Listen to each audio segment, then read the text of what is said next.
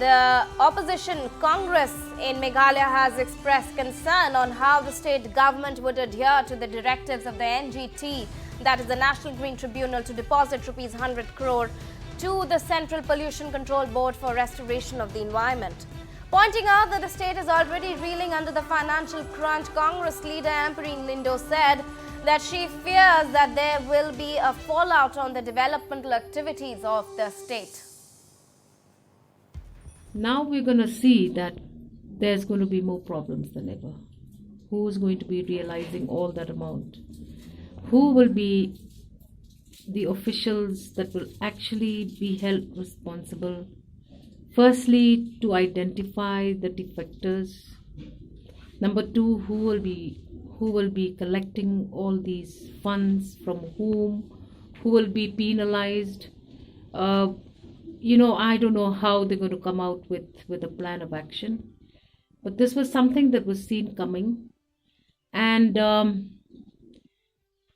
it is very unfortunate now that we are already in this great financial crunch. I presume that we are going to have a fallout on development. And it may be recalled here that Chief Minister Conrad Sangma, who is also in charge of finance, had tabled a tax-free deficit budget of rupees 1,150 crore for the financial year 2018-2019 during the budget session of the Meghalaya Legislative Assembly. Now, the Congress leader further said that the opposition is going to wait for the next assembly session to find out how will the required amount be generated and what will be its effect on the development of the state. There were so many things that were planned in the pipeline on the developmental front. I just hope the roads don't begin to deteriorate, because our government did a lot in the road sector. The upkeep of those roads is very important.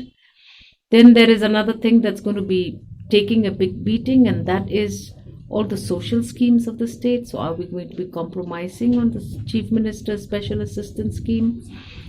It's sad that even the SUWP and the SRWP schemes are not even given to the MLAs. I mean, in the preceding years, MLAs would get their funds well ahead by about October, November. I'm sorry to say that the SUWP of my constituency has not been passed, has not been sanctioned. So now you have 100 more crores as a fine to pay to the NGT.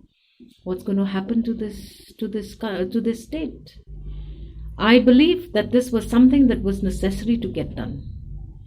Unfortunately, because of the politics, there was this big message that was being passed around to the common man in the Jaintia Hills region and in other mining areas, that it's fine now for you to mine.